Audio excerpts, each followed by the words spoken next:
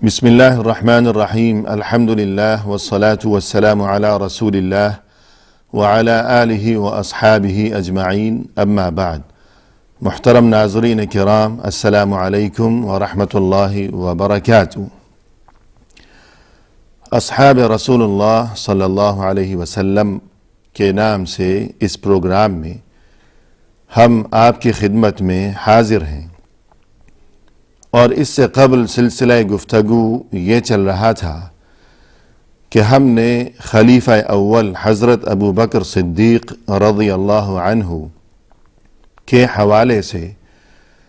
مفصل طور پر اس تاریخی واقعے کا تذکرہ کیا کہ جسے تاریخ میں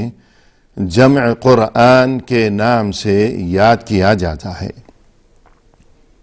اور اس سلسلے میں ہمارا سلسلہ کلام یہاں تک پہنچا تھا کہ اس واقعے کا مختصر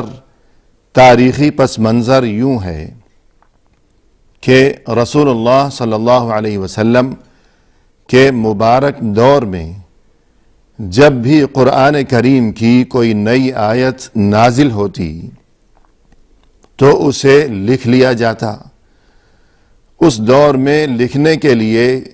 کاغذ، قلم، ورق یا جو کچھ بھی وسائل میسر تھے، ان کے مطابق اس نئی آیت کو تحریر کر لیا جاتا اور یوں محفوظ کر لیا جاتا، جبکہ بہت سے حضرات ہر نازل ہونے والی نئی آیت کو حفظ بھی کر لیا کرتے، زبانی یاد کر لیا کرتے، اپنے سینوں میں محفوظ کر لیا کرتے۔ لیکن یہ قرآن اس دور میں کسی ایک کتابی شکل میں یکجا نہیں تھا۔ رسول اللہ صلی اللہ علیہ وسلم کا جب انتقال ہو گیا اور یوں اس وجہ سے ایک بہت بڑا خلا اچانک پیدا ہو گیا، اور اس موقع سے فائدہ اٹھاتے ہوئے بہت سی باطل قوتیں اور طاغوتی قوتیں انہوں نے سر اٹھایا، بہت سے فتنے پیدا ہو گئے، اور چونکہ رسول اللہ صلی اللہ علیہ وسلم کے فوراً بعد خلیفہ اول تھے ابو بکر صدیق رضی اللہ عنہ، لہذا ان فتنوں کی سرکوبی کا فریضہ بھی خلیفہ اول یعنی ابو بکر صدیق کے حصے میں ہی آیا۔ اور ابو بکر صدیق رضی اللہ عنہ کے دور میں چونکہ ان متعدد فتنوں کی سرکوبی کی غرض سے بڑی بڑی جنگوں کی نوبت آئی، اور پھر یہ کہ ان جنگوں میں بڑی تعداد میں صحابہ کرام شہید بھی ہو گئے، اور پھر یہ کہ شہید ہونے والے ان صحابہ میں بہت بڑی تعداد ان صحابہ کی تھی جو کہ حفاظ قرآن تھے، بلکہ صرف ایک جنگ جو کہ غزوہ یا جنگ یمامہ کے نام سے معروف ہے، اس ایک جنگ میں جو صحابہ شہید ہوئے ان میں 70 ایسے صحابہ تھے جو کہ حافظ قرآن تھے، اور ان شہید ہونے والے صحابہ میں سے عمر ابن الخطاب رضی اللہ عنہ کے بھائی زید ابن الخطاب رضی اللہ عنہ بھی شامل تھے، اور اس واقعے کے نتیجے میں عمر ابن الخطاب رضی اللہ عنہ کو بڑی تشویش لاحق ہوئی کہ اگر اسی طرح یہ صحابہ جو کہ حافظ قرآن ہیں ان کی شہادت کا یہ سلسلہ جاری رہا تو پھر کیا بنے گا۔ چنانچہ یہی فکر لیے ہوئے حضرت عمر ابو بکر صدیق رضی اللہ عنہ کی خدمت میں پہنچے اور ان کے سامنے یہ مشورہ پیش کیا کہ کیوں نہ قرآن کریم کو یکجا کر دیا جائے، ایک کتابی شکل میں جمع کر دیا جائے۔ عمر کی زبانی یہ مشورہ سننے کے بعد ابو بکر صدیق رضی اللہ عنہ پریشان ہو گئے اور یوں جواب دیا کہ وہ کام جو کہ رسول اللہ صلی اللہ علیہ وسلم نے نہیں کیا، میں وہ کام کس طرح کر سکتا ہوں؟ لیکن عمر رضی اللہ عنہ مسلسل اصرار کرتے رہے یہاں تک کہ ابو بکر صدیق رضی اللہ عنہ فرماتے ہیں کہ مجھے اس سلسلے میں آخر شرح صدر ہو گیا، یعنی میں مطمئن ہو گیا کہ یہ کام کر ہی لینا چاہیے، اسی میں امت کے لیے خیر و خوبی ہوگی۔ چنانچہ ابو بکر صدیق رضی اللہ عنہ نے غور و فکر کے بعد زید بن ثابت رضی اللہ عنہ کو اس سلسلے میں اس کام کے لیے منتخب فرمایا، کیونکہ زید بن ثابت رضی اللہ عنہ کاتبین وحی میں سے تھے، یعنی رسول اللہ صلی اللہ علیہ وسلم چند افراد میں سے کسی کو بلایا کرتے کتابت وحی کا فریضہ انجام دینے کے لیے، اور انہی میں سے زید بھی تھے، بلکہ یہ کام، یہ فریضہ یعنی رسول صلی اللہ علیہ وسلم کے طلب کرنے پر اور حکم دینے پر کتابت وحی کا سب سے زیادہ کام انہی نے یعنی حضرت زید نے ہی انجام دیا تھا۔ لہذا اس سلسلے میں چونکہ یقیناً سب سے زیادہ معلومات انہی کے پاس تھیں، اس لیے یہ فریضہ انہی کے ذمے لگایا گیا، اور جب انہیں بلایا گیا، زید کو بلایا خلیفہ نے یعنی حضرت ابو بکر نے، اور یہ کام انجام دینے کا حکم دیا کہ قرآن کریم کی جو آیات ہیں جو کہ مختلف لوگوں کے سینوں میں محفوظ ہیں، اور اسی طرح جو کہ بہت سے لوگوں نے تحریری شکل میں اپنے پاس محفوظ کر رکھی ہیں، ان تمام آیات کو یکجا کیا جائے، اکٹھا کیا جائے، اور پھر انہیں کتابی شکل میں یکجا کر دیا جائے۔ خلیفہ کی زبانی یہ حکم سننے کے بعد حضرت زید رضی اللہ عنہ فرماتے ہیں کہ مجھے یہ کام اس قدر مشکل محسوس ہوا کہ بخدا اگر مجھے یہ حکم دیا جاتا کہ کسی بلند و بالا پہاڑ کی چوٹی سے میں پتھر اٹھاؤں اور اپنی کمر پر وہ پتھر لاد کر کسی دوسرے پہاڑ کی چوٹی پر لے جاؤں، تب بھی یہ کام مجھے اس قدر مشکل محسوس نہ ہوتا کہ جس قدر مشکل مجھے یہ کام نظر آنے لگا جو میرے ذمے لگایا گیا خلیفہ کی طرف سے۔ کیونکہ ظاہر ہے کہ ناظرین کرام، یہ کوئی معمولی کام نہیں تھا، اور یہ کوئی معمولی ذمہ داری نہیں تھی، یہ تو معاملہ تھا قرآن کا، اور یہ تو معاملہ تھا اللہ کے کلام کا۔ کتنی بڑی ذمہ داری تھی کہ اس میں کوئی کمی بیشی نہ ہو جائے، کوئی بھول چوک نہ ہو جائے، کوئی غفلت و سستی نہ ہو جائے۔ یقیناً یہ بہت بڑا کام تھا، لیکن خلیفہ یعنی ابو بکر رضی اللہ عنہ زید بن ثابت رضی اللہ عنہ کو مسلسل یہی بات ان کے سامنے دہراتے رہے اور یہی فرمائش کرتے رہے، یہاں تک کہ زید کہتے ہیں کہ مجھے بھی آخر شرح صدر ہو ہی گیا۔ چنانچہ اس مقصد کے لیے اور اس عظیم اور اہم ترین تاریخی کام کی انجام دہی کے لیے کچھ اصول وضع کیے گئے، اور اس مقصد کے لیے ابو بکر رضی اللہ عنہ نے چند افراد پر مشتمل ایک کمیٹی تشکیل دی،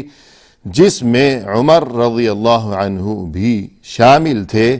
اور ان حضرات کا کام یہ تھا کہ وہ زید رضی اللہ عنہ کے ذمے جو اس قدر اہم کام لگایا گیا ہے، اس سلسلے میں یہ حضرات ان کے ساتھ مدد اور معاونت کا فریضہ انجام دیں، اور سبھی نے مل کر چند اصول ترتیب دیے کہ اس کام کے سلسلے میں کچھ قواعد اور کچھ قوانین مرتب کیے گئے کہ ان قوانین اور ان اصول کی روشنی میں جمع قرآن کا یہ فریضہ انجام دیا جائے گا۔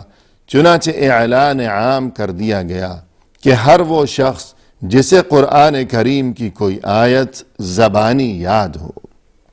اور اسی طرح ہر وہ شخص کہ جس کے پاس قرآن کریم کی کوئی آیت تحریری شکل میں موجود ہو، وہ حاضر ہو جائے۔ قرآن کا ذخیرہ جس کسی کے پاس بھی ہے،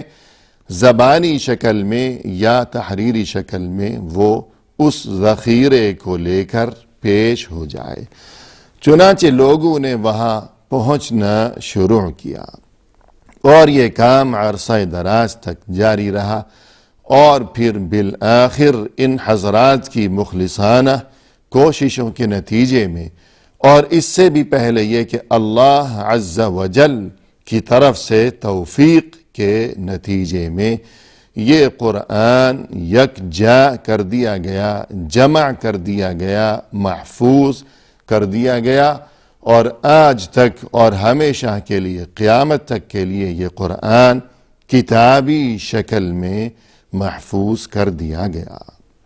اور یقیناً اللہ کی طرف سے توفیق کے بعد خلیفہ اول ابو بکر صدیق رضی اللہ عنہ کا یہ عظیم کارنامہ ہے اور عظیم خدمت ہے، جو کہ سنہری حروف میں لکھے جانے کے قابل ہے، اور ہم اور قیامت تک تمام امت مسلمہ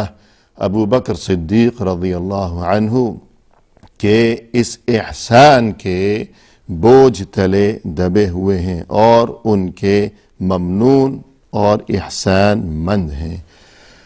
اس کے بعد ناظرین کرام، یہ بات بھی قابل ذکر ہے کہ یہ مقدس ہستی اور یہ مقدس شخصیت کہ جن کے بارے میں ہم ذکر خیر کر رہے ہیں، یعنی ابو بکر رضی اللہ عنہ، اس تمام تر رتبے کے باوجود اور اس تمام تر مقام کے باوجود کہ خلیفہ اول ہیں، رسول اللہ صلی اللہ علیہ وسلم کے قدیم ترین ساتھی ہیں، یار غار ہیں، وہ دینی معاملہ ہو، عبادت کا معاملہ ہو، یا دنیاوی معاملات ہوں، یا یہ تاریخی کارنامے ہوں، ہر لحاظ سے ہر میدان میں ان کا اتنا بلند مقام و رتبہ، مگر اس کے باوجود ہم دیکھتے ہیں کہ کوئی غرور نہیں ہے اور کوئی تکبر نہیں ہے، بلکہ ہمیشہ عجز و انکسار کا مظاہرہ کیا جا رہا ہے، اور ہمیشہ جو کوئی محتاج ہے، مسکین ہے، حاجت مند ہے، پریشان حال ہے، ابو بکر کو ہمیشہ ایسے لوگوں کی خبرگیری کی فکر دامنگیر ہے، اور یہ کہ ہمیشہ ان کی مدد کی فکر ہے۔ عمر ابن الخطاب رضی اللہ عنہ فرماتے ہیں کہ مدینہ کے کسی دور دراز محلے میں ایک جھونپڑی تھی، ٹوٹی پھوٹی سی جھونپڑی ہے، اور اس جھونپڑی میں رہتی ہے ایک عورت، محتاج، بڑھیا، کمزور، بے بس اور لاچار ہے، اور یہ کہ نابینا بھی ہے، آنکھوں سے معذور ہے، اندھی ہے، اور اس دنیا میں کوئی اس کا پرسان حال نہیں ہے۔ تو عمر کہتے ہیں کہ میں روزانہ اس بڑھیا کی خبرگیری کے لیے جایا کرتا تھا چوری چھپے، اس کا کام کاج اور خدمت وغیرہ کر دیا کرتا تھا، مگر جب سے ابو بکر خلیفہ بنے تو میں نے یہ بات محسوس کی کہ جب بھی میں وقت نکال کر اور موقع پا کر وہاں اس بڑھیا کی خدمت کی غرض سے اس کی جھونپڑی میں پہنچتا تو میں یہ منظر دیکھ کر حیران ہو جاتا